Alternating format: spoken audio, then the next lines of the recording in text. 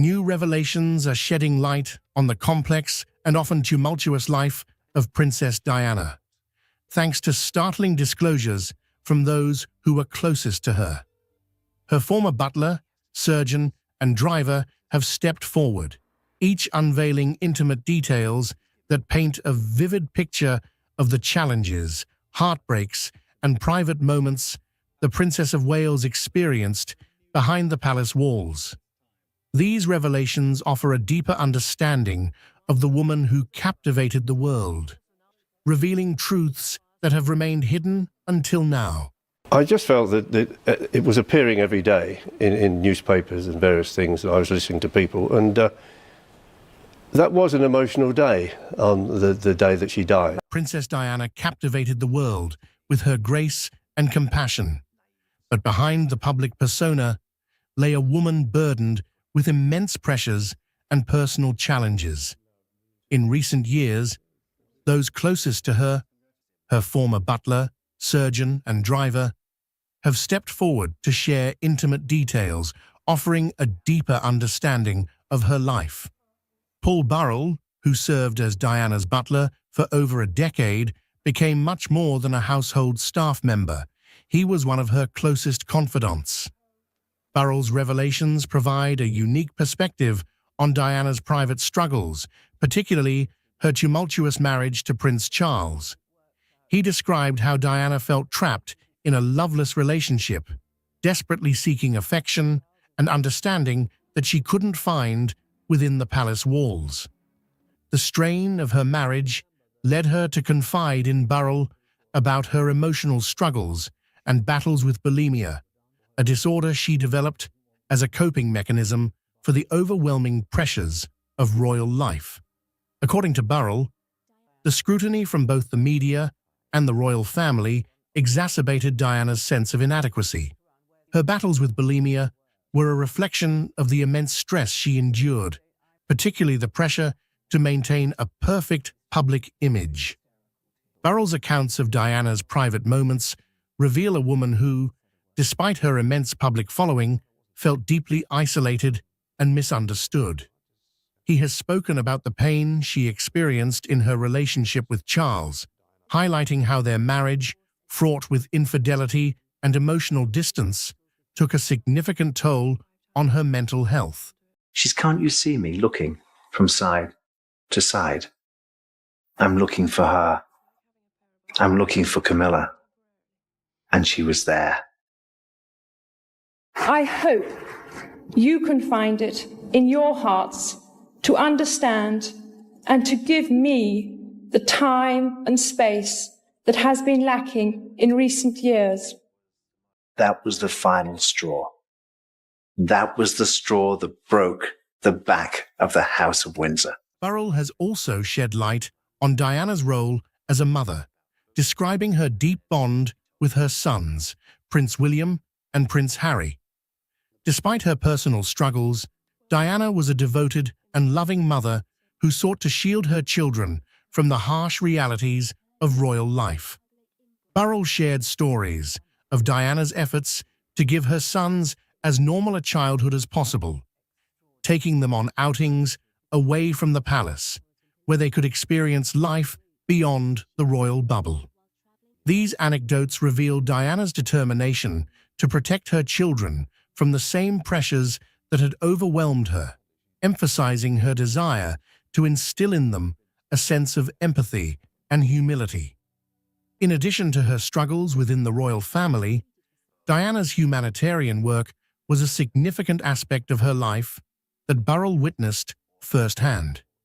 He has described how deeply committed Diana was to her charitable endeavors, often going above and beyond to raise awareness for causes she cared about. Her work with AIDS patients, her campaign against landmines, and her efforts to help the homeless were all driven by a profound sense of compassion and a desire to use her position to make a difference. Burrell's accounts highlight how Diana found solace in her humanitarian work, which provided her with a sense of purpose and fulfillment amidst the turmoil of her personal life. Diana's relationship with the media was another source of immense stress. Burrell has revealed how the constant attention from the press affected her, leading to a complicated love-hate relationship with the media. On one hand, Diana understood the power of the media to bring attention to the causes she championed. But on the other hand, the relentless scrutiny of her personal life often left her feeling vulnerable and exposed. Burrell's stories provide insight into the toll this took on Diana, who, despite her outward poise, struggled with the pressures of being one of the most photographed women in the world. In addition to Burrell's revelations, Diana's former surgeon has also shared his experiences with the princess, shedding light on her physical and emotional health. The surgeon, who treated Diana for various health issues, has spoken about the toll that her emotional struggles took on her body.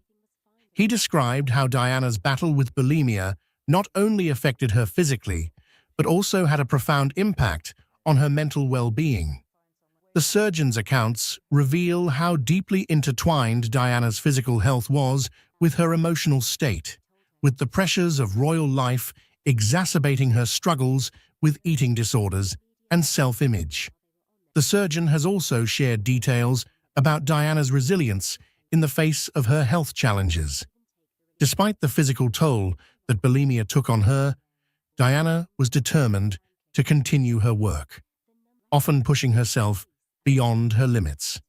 This determination was evident in her relentless schedule of public engagements and charity work, which she continued even when she was not feeling well. The surgeon's accounts highlight Diana's dedication to her role as a public figure, even as she battled her own personal demons. With my wife, and she answered the phone. I had a bit of banter with the guy on the other end, and then she looked round at me and said, "I think you better get up and sit on the end of the bed and take this phone call." And it was a colleague from Balmoral who was telling me that Her Royal Highness was actually injured. And put the television on and you'll see. So that's what I did. You know, it was a bit of a shock. Got dressed and then went down to Kensington Palace. I was on the television giving what had happened, and he was explaining that she was injured.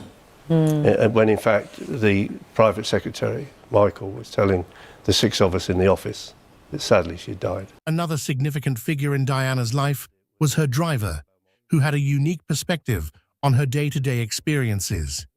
The driver, who spent countless hours with Diana, often witnessed her moments of vulnerability and frustration. He has shared stories of Diana's struggles to navigate the complexities of royal life, particularly the constant demands on her time and the pressure to maintain a public image.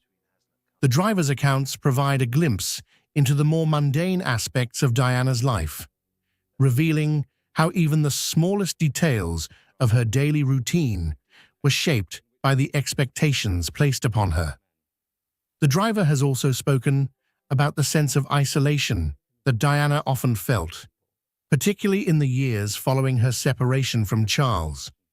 Despite her status as one of the most famous women in the world, Diana was often lonely, with few people she could truly confide in. The driver's stories reveal how Diana sought solace in the small moments of normalcy she could find, whether it was a quiet drive through the countryside or a simple conversation during a long journey. These accounts highlight the deep sense of longing that Diana felt for a life beyond the confines of royalty, where she could be herself without the constant pressure to perform. Diana's relationship with her security team was another aspect of her life that has been illuminated by her former driver. The security team, tasked with protecting Diana, often found themselves in difficult situations as they balanced the need to keep her safe with her desire for privacy and independence. The driver has described how Diana would sometimes push back against the restrictions placed upon her, seeking moments of freedom away from the ever-present watch of her security detail. These moments of rebellion were, in many ways, a reflection of Diana's desire to regain control over her life, which she often felt was dictated by the demands of her royal duties. The driver's accounts also shed light on Diana's final days, providing insight into the tragic events leading up to her death in Paris.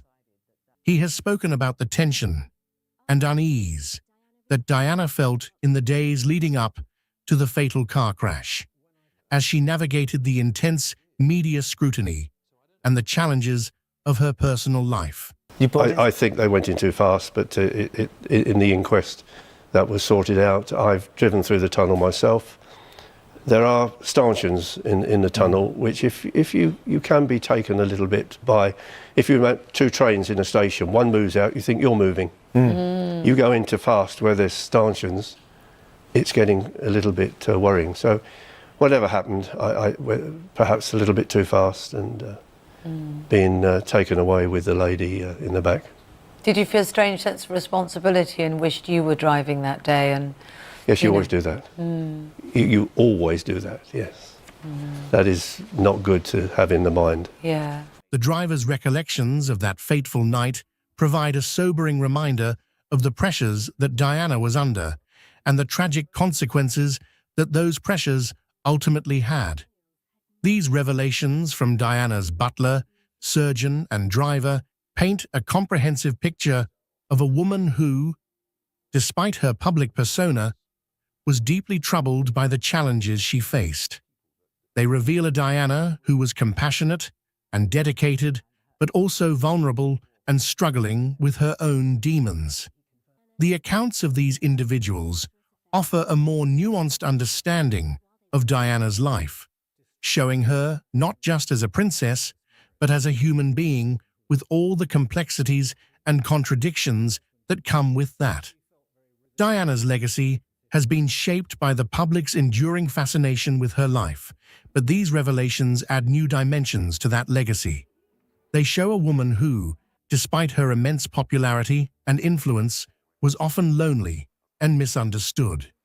They reveal the toll that her public role took on her mental and physical health, and the ways in which she sought to cope with the immense pressures placed upon her. A great boss. I felt the last year, from August the 28th, when the divorce came through, that year up to her death, she felt to me, because I didn't work with her years ago as a police officer, I was with Princess Anne, but she was good. She seemed to be living a good life and happy. They also highlight her resilience and determination as she continued to fulfill her duties and engage in humanitarian work despite her personal struggles. The insights from those who were closest to Diana also raise important questions about the responsibilities of those who serve in public roles. They highlight the need for better support systems for individuals in positions of immense pressure and the importance of addressing mental health and well-being in the context of public life. Diana's struggles with bulimia, in particular, underscore the need for greater awareness and understanding of eating disorders and the impact that public scrutiny can have on individuals' self-image and mental health. The revelations also prompt a re-examination of the role of the media in Diana's life. While the media played a significant role in shaping Diana's public image, it also contributed to the immense pressure she felt. The constant attention, the invasive paparazzi, and the relentless coverage of her personal life all took a toll on Diana's well-being. These new insights into Diana's relationship with the media highlight the ethical considerations that come with reporting on public figures and the potential harm that can result from crossing the line between public interest and invasion of privacy. What a picture of hope and happiness and love. She had it all. I knew her. I stood beside her. I could feel the warmth which she radiated because she was truly inspirational and unique. And I suppose in love. Of course. Whatever in love means. That was the problem from the beginning. Charles didn't really know what love was. but someone else occupied that space in between. And I learned to serve two royal mistresses, one Princess of Wales and the other Mrs. Parker Bowles. Moreover, these accounts challenge the idealized image of royalty that is often portrayed in the media and popular culture. They reveal the very real challenges and struggles that come with being a member of the royal family, and the ways in which those challenges can impact an individual's mental and physical health. Diana's story serves as a reminder that even those who appear to have everything, wealth, fame, power, can struggle with feelings of isolation, inadequacy, and despair. As these revelations continue to emerge, they contribute to a more complex and multifaceted understanding of Diana's life and legacy. They show a woman who was both extraordinary and ordinary, a princess who was also a mother, a humanitarian, and a human being with her own struggles and vulnerabilities. They highlight the ways in which Diana sought to navigate the challenges of her role, and the impact that those challenges had on her health and well-being. The accounts of Diana's butler, surgeon, and driver also serve as a tribute to her resilience and determination. Despite the immense pressures she faced, Diana continued to engage in humanitarian work, raising awareness for causes she cared about and using her platform to make a difference in the lives of others. Her work with AIDS patients, her campaign against landmines, and her efforts to support the homeless were all driven by a deep sense of compassion and a desire to use her influence for good. These revelations also underscore the importance of understanding and addressing the mental health challenges faced by individuals in the public eye. Diana's struggles with bulimia and the emotional toll of her marriage to Charles highlight the need for greater support and awareness around mental health issues, particularly for those in high-pressure roles. Diana's story serves as a powerful reminder of the importance of compassion, empathy, and understanding in addressing these challenges, both for public figures and for all individuals who may be struggling. In conclusion, the insights shared by Princess Diana's former butler, surgeon, and driver provide a deeper understanding of her life and legacy. They reveal a woman who was deeply compassionate and dedicated to her work, but who also struggled with immense pressures and personal challenges. These revelations offer a more nuanced and complex picture of Diana, showing her not just as a princess, but as a human being with all the complexities and contradictions that come with that. As the world continues to remember and celebrate Diana's life, these new insights contribute to a richer and more complete understanding of the woman who captivated the world. Expanding on the life of Princess Diana through the lens of her closest confidants, her butler, surgeon, and driver, provides even more layers to her complex story. These individuals offer not just isolated insights, but a continuous narrative of a woman grappling with the realities of royal life, while striving to maintain her own identity, values, and humanity. As we delve further into these revelations, we gain a deeper understanding of the multifaceted nature of Diana's experiences and how they shaped her legacy. The revelations from Paul Burrell, Diana's butler, are particularly poignant because they offer an intimate look at her day-to-day existence. Burrell has often described the deep sense of loneliness Diana felt, despite being one of the most recognized figures in the world. This loneliness was not just emotional, but physical. The vast, empty rooms of Kensington Palace mirrored the isolation she felt in her personal life. Burrell's stories bring to life the image of a princess who, despite her fame, would often spend evenings alone, longing for connection and comfort that her role as a royal could not provide. Burrell has also spoken extensively about Diana's search for love and companionship, which led her into several relationships that were scrutinized by both the media and the public. Her affair with Major James Hewitt, her relationship with heart surgeon Hasnat Khan, and later her romance with Dodi Fayed were all attempts by Diana to find the affection and security that eluded her within the royal family. Burrell's accounts of these relationships reveal the depth of Diana's desire for a love that was uncomplicated by the demands of her public life, a desire that was often thwarted by the relentless media attention and the pressures of her royal duties.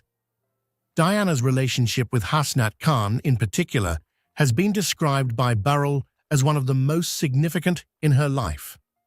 Khan, a private and reserved man, represented the stability and normalcy that Diana craved. However, their relationship was ultimately doomed by the very public life that Diana led. Yes, the 24 hours was quite difficult. Getting to Paris was fine. Getting to the embassy was great, except I didn't speak French. My wife speaks it fluently, which a phone helped. And I knew one of the military attachés, Brigadier Ritchie, who immediately came into the room, and he used to work with Princess Anne. So I was taken in to help, where I went to the hotel, and then I went to the hospital, and arrived at the hospital, lots of people about, on I think it was the first floor, and there was a lot of people. Yes, I mean, I was an ex-inspector, but I did say that perhaps people are expecting lords, ladies and colonels in this in this particular instance, but we were dealt with by Sir Michael J. very, very well, and given everything that I needed, I was given. The tension between her desire for privacy and the constant intrusion of the media became too much for their relationship to bear. Burrell's recounting of this love affair underscores the tragic irony of Diana's life.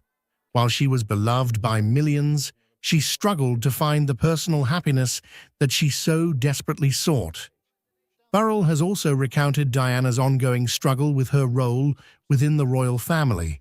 She often felt like an outsider, someone who did not fit the mold of what a royal was supposed to be.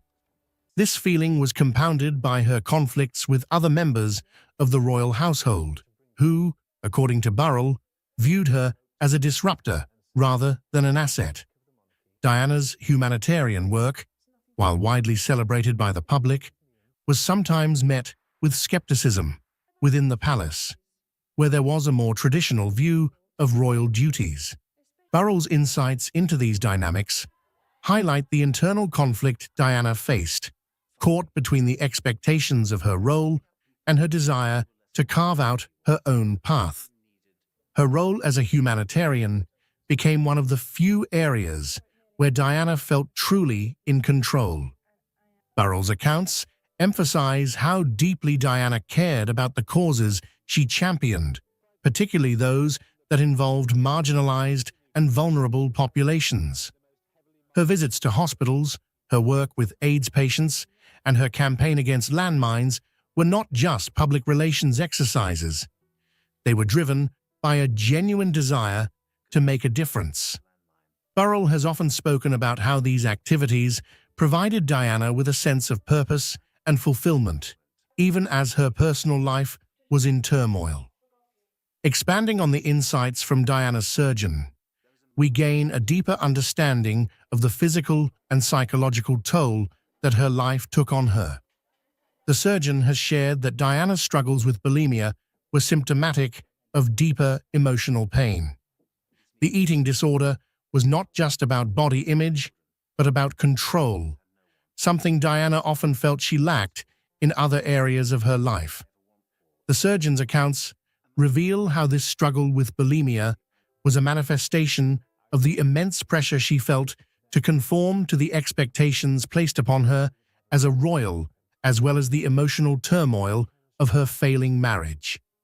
The physical consequences of Diana's bulimia were severe, impacting her overall health and well-being.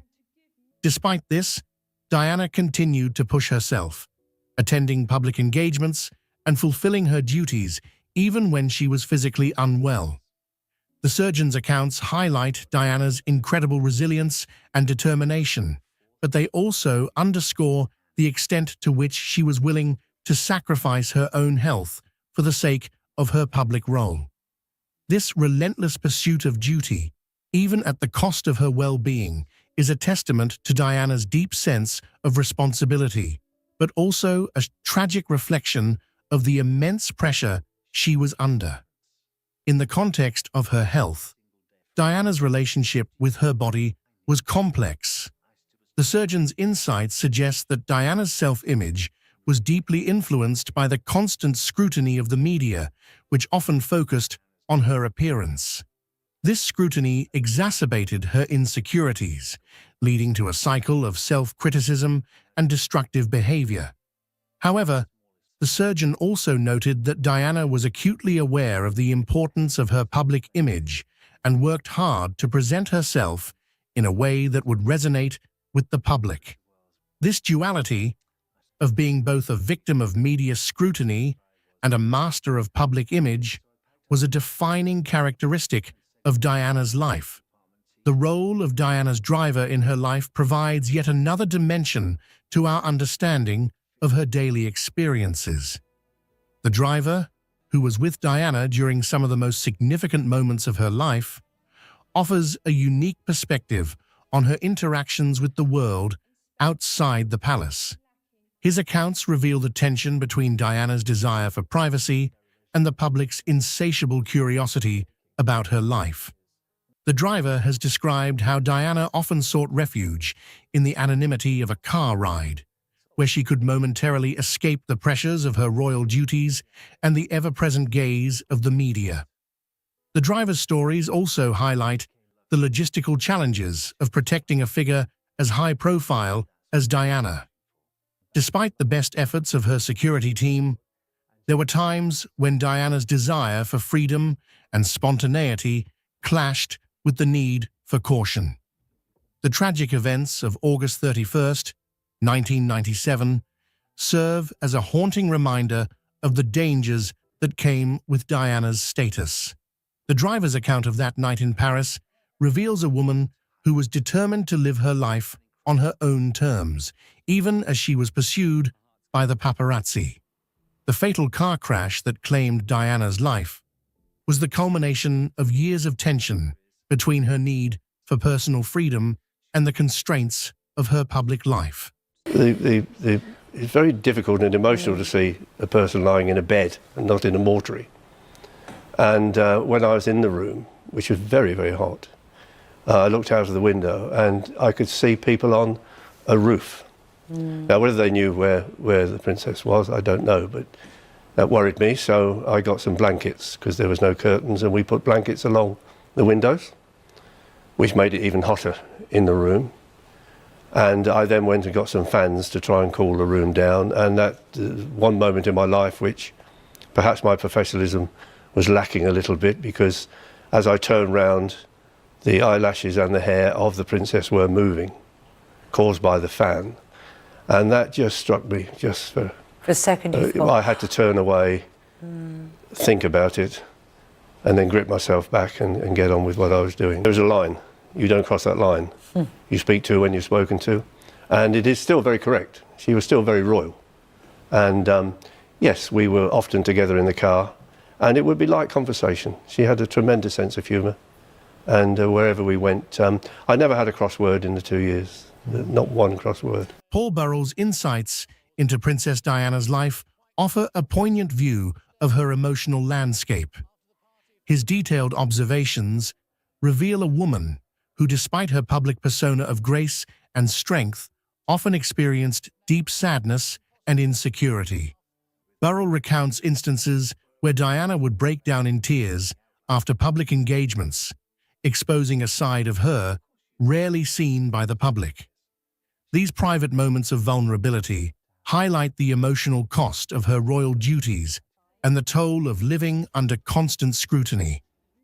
Burrell also shares how Diana sought solace in her personal hobbies and interests. Her love for ballet and music provided temporary escapes from her royal responsibilities.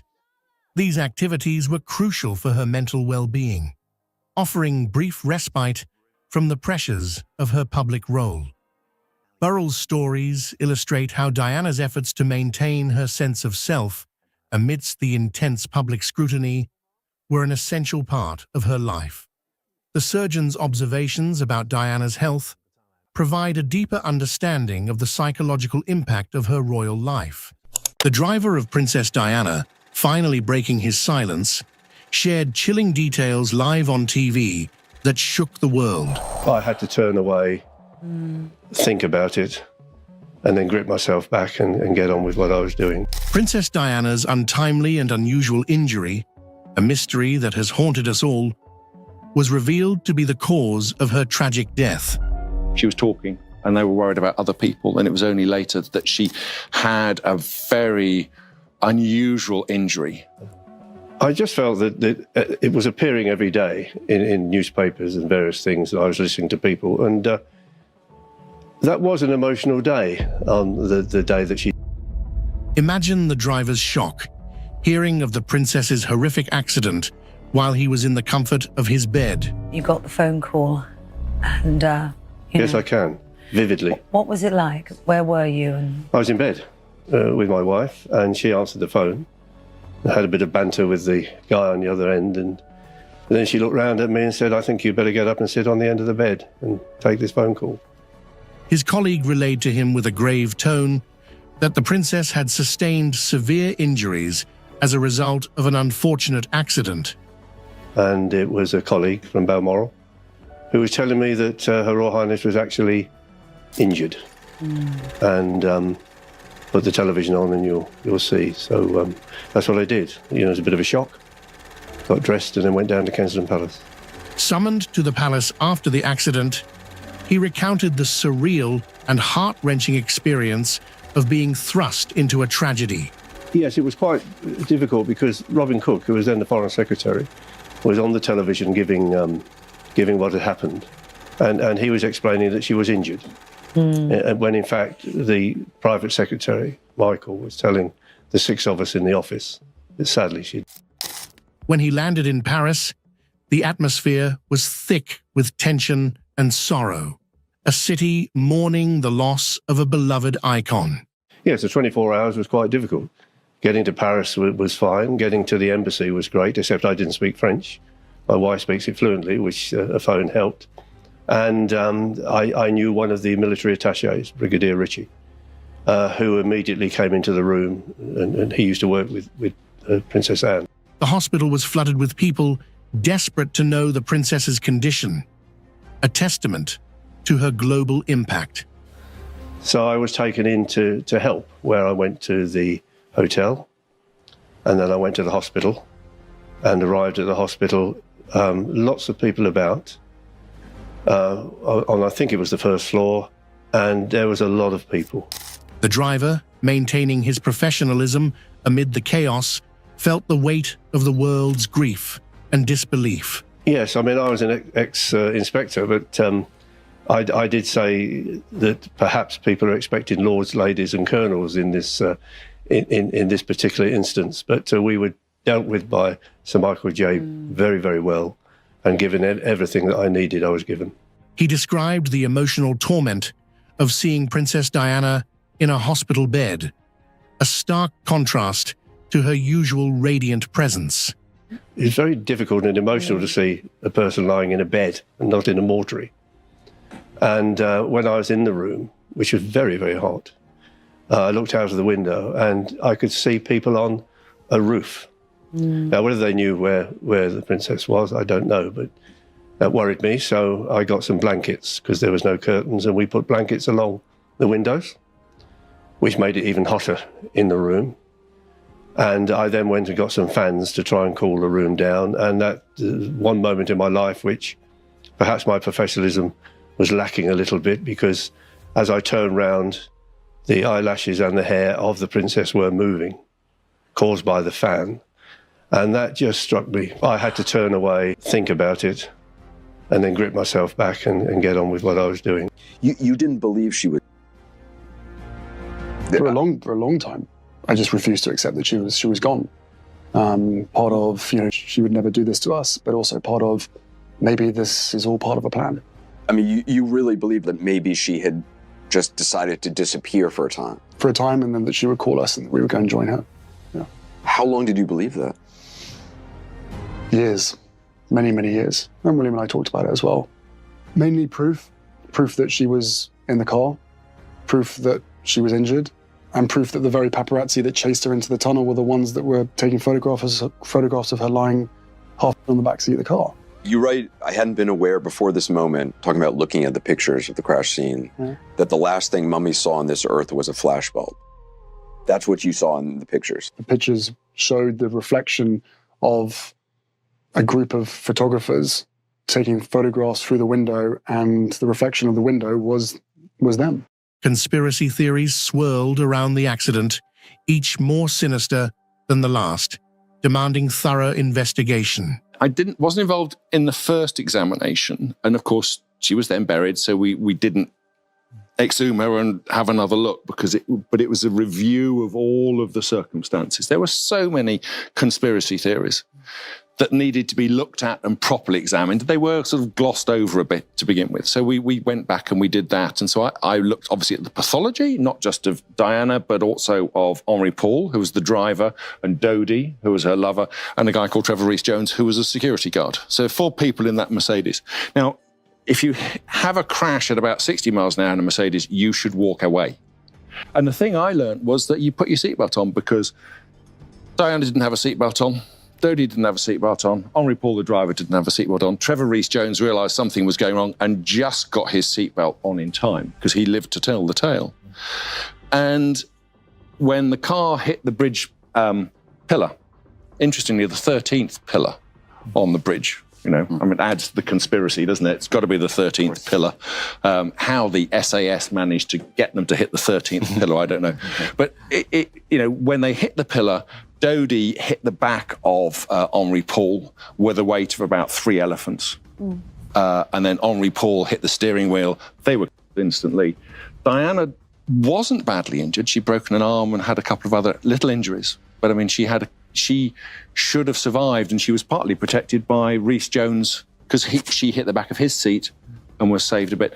And in fact, when they arrived, they thought she was okay. She was talking, and they were worried about other people. And it was only later that she had a very unusual injury deep in the centre of her chest that no one knew was there. And when she became ill and collapsed, at that point, it became too late. And she after surgery. Despite her royal status, the driver fondly remembered Princess Diana's tremendous sense of humour, a light in the darkness. There is a line. You don't cross that line. You speak to when you're spoken to. And it is still very correct. She was still very royal. And yes, we were often together in the car, and it would be light conversation. She had a tremendous sense of humour. And wherever we went, I never had a crossword in the 2 years. Not one crossword. I think they went in too fast, but in the inquest, that was sorted out. I've driven through the tunnel myself. There are stanchions in the tunnel, which if you can be taken a little bit by, if you're at 2 trains in a station, one moves out, you think you're moving. You go into fast where there's stanchions, it's getting a little bit worrying. So whatever happened, I perhaps a little bit too fast and being taken away with the lady in the back. And what are your memories of Princess Diana now? Because, of course, that was such an emotional time and 20 years ago, but when you think back and think of her legacy? A great boss. I felt the last year from August the 28th, when the divorce came through, that year up to she felt to me, because I didn't work with her years ago as a police officer, I was with Princess Anne, but she was good. She seemed to be living a good life and happy. I was in bed in the embassy, and the 2 phone calls came early on and told me that there had been an accident, and clearly I needed to get to the hospital quickly. When we arrived, we were met by the French Interior Minister, Jean-Pierre Chevènement, and he said he had heard that there'd been the accident. She had been badly hurt, but didn't know how badly she'd been hurt. And then Chevènement was taken out by one of the nurses, and he came back in tears, really, and came up to me and said, "I'm afraid she's." But then after we had heard that she had, then I was on the phone, clearly to Robin Janvin in Balmoral to tell him, so he could tell the royal family that she had, and also to Downing Street. It was just getting light. 2 Mercedes drew up, and I told him that the Princess of Wales was. He knew that his son had died, and we offered our condolences. Prince Harry, grappling with his own grief, was shielded from viewing the more gruesome photographs of his mother's final moments. All I saw was the back of my mum's head, slumped on the back seat. There were other more gruesome photographs, but I will be eternally grateful to him for denying me the ability to inflict pain on myself by saying that, because that's the kind of stuff that sticks in your mind forever. There was a tremendous shock in the hospital at that stage. And certainly when I was told, and we were told, that she had, we were aware that this was a profoundly moving moment for all those who had been involved. My wife and I went to Villa Coublé, the official airport, to meet the Prince of Wales. He said how Prince William had wanted to go to church that morning, which was not, he said, something Prince William always wanted to do on a Sunday morning. So they had been to church, but throughout that day, that morning, he had wanted to do what he thought was in the best interests of 2 children who had lost their mother rather brutally. The feeling I had from the conversation I had with the Prince of Wales and conversation I had later on with the Queen was the concern of a family who had lost a member of that family, and a family, in particular the Prince of Wales, who knew that his children had lost their mother. Curious of the nation wanted to share their grief, it seems to me, with someone, and the person they wanted to share their grief with was the Queen. And when the Queen came to London, I think that was, in a sense, a cathartic moment for the royal family, and was a sense that the royal family and the Queen was responding to the grief which the nation felt. She was the villain. Nigel Farage, a prominent figure in British politics and a leading voice in the Brexit movement, has issued a stark warning to the Labour Party, predicting that they will come to regret their decision to ignore the growing public outrage over immigration. As the government inches closer to a new EU migrant deal, Farage argues that the Labour Party's dismissal of what he describes as a burning fury among the British people will backfire. With tensions high and immigration remaining a contentious issue, Farage's remarks tap into the concerns of many who feel that their voices are being sidelined in the debate over the country's future immigration policies. As the New Deal looms on the horizon, the question remains, will Labour's stance on immigration cost them dearly, or will they manage to navigate this politically charged issue without alienating a significant portion of the electorate? Well, I mean, they're just negligible declines from all-time record numbers. I think one of the biggest things is house building. Everywhere you go within this constituency, there's 50 new houses here, 100 new houses there. We're told from the Labour government those targets from central government will double. So the impact on an area like this of just the new houses, with, by the way, no more GP surgeries, no new roads, is really, really big. So people are unhappy, and they feel that in the Brexit referendum and in voting for Boris, they voted for all of this to be put under control, and they've frankly been ignored. And that's why they voted for me here. That's why they voted for reform. Nigel Farage expressed strong concerns about the government's handling of immigration and the related impact on local communities. He dismissed the recent small declines in immigration numbers as negligible, arguing that they don't address the root of the problem. Farage pointed out that one of the most significant issues is the rapid pace of house building across the country. Using the example of a specific constituency, he highlighted how new housing developments are popping up everywhere. 50 new houses here, 100 new houses there, with no corresponding investment in essential infrastructure like GP surgeries or roads. According to Farage, the lack of proper planning and resources to support these growing communities has left many people feeling frustrated and neglected. He further emphasized that during the Brexit referendum and subsequent elections, including the vote for Boris Johnson, people were promised that immigration would be brought under control. However, Farage argues that these promises have not been fulfilled, leaving voters feeling ignored and disillusioned. He believes that this growing dissatisfaction is a major factor behind the public's support for his stance on immigration and their desire for real change. Yeah, chap at lunch was saying he met a bloke the other day in Ipswich, just up the road, 22-year army veteran living rough on the streets. And he said, well, how can it be that a bloke like that, that's got a few mental issues, PTSD issues, is on the street, and somebody crosses the channel and gets put in a four-star hotel? It's the sense of unfairness. It's a sense of injustice, and it burns very, very strong. And if Yvette Cooper and Sir Keir Starmer think they can brush this issue under the carpet, they're wrong. Nigel Farage passionately addressed the deep sense of unfairness and injustice felt by many Britons regarding the treatment of military veterans compared to migrants. He shared a story he heard from a man in Ipswich who had recently met a 22-year army veteran living on the streets, struggling with mental health issues, including PTSD. Farage contrasted this veteran's dire situation with that of migrants crossing the Channel, who, he pointed out, are often accommodated in four-star hotels upon arrival in the UK. Farage argued that this stark disparity fuels a powerful sense of injustice among the public, who see it as fundamentally wrong that someone who served the country is left homeless while newcomers receive immediate support.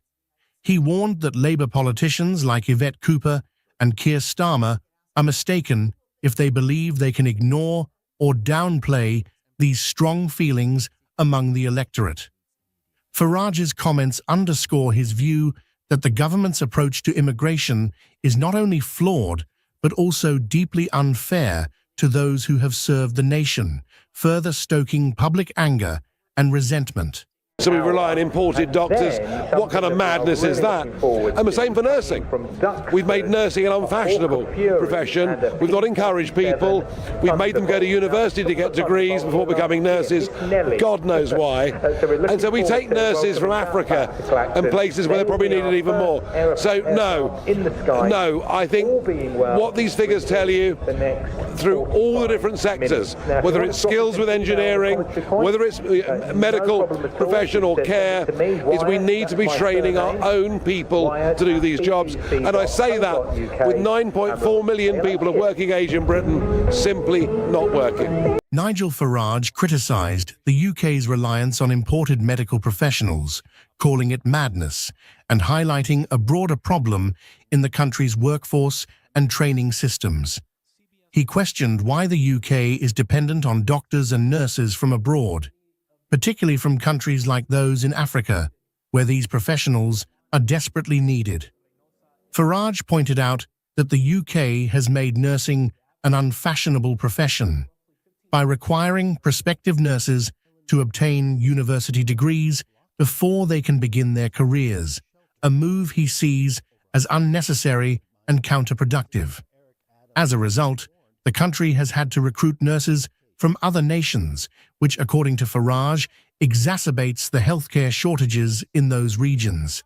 He argued that the situation is reflective of a larger issue across various sectors, including engineering, medical professions, and care work.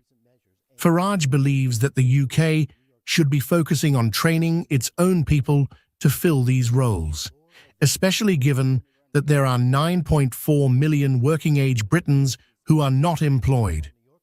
His comments emphasize the need for a shift in policy to invest in domestic training and education rather than relying on international labor to fill critical gaps in the workforce. I've heard it all before. Priti Patel said all the same things. If you employ illegal migrant workers, we'll fine you. You may go to prison. Massive penalties for smugglers. Life imprisonment. None of it. And you could put 1,000 new enforcement officers in place. But if the European Court of Human Rights stops you deporting people, what difference does it make?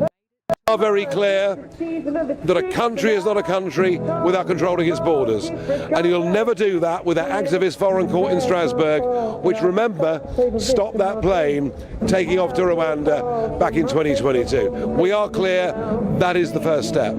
I think at minimum, the UK will probably manage to overtake Canada as worst performing developed country over the next 4 decades. Reform is led by the man who took Great Britain out of the European Union. So I think that makes Britain singular and worthy of tremendous admiration. The aim of reform is to bring back classic liberals and the moderate right. Nigel Farage, who is the man who took Great Britain out of the European Union with Brexit, and who now runs a political party in the UK called Reform. The foundation of identity must be reclaimed and oriented correctly. The aim of reform is to